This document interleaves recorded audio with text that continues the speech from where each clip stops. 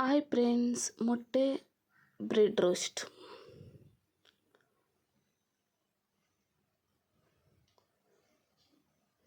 ಮಾಡುವ ವಿಧಾನ.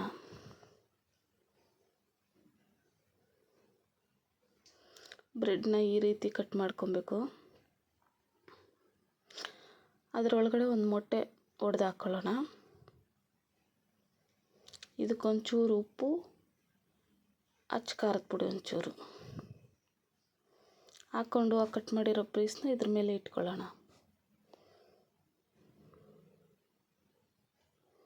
ಅಷ್ಟೇ, ಸಣ್ಣ ಉರಿ ಇಟ್ಕೊಂಡು ಬೇಯಿಸ್ಕೊಬೇಕು ಇದನ್ನು.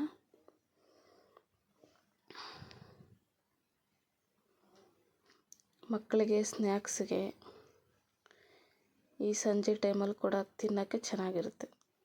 Thank you. ಇಷ್ಟ ಆಗಿದ್ರೆ ಸಬ್ಸ್ಕ್ರೈಬ್ ಮಾಡಿ, ಶೇರ್ ಮಾಡಿ, ಲೈಕ್ ಮಾಡಿ.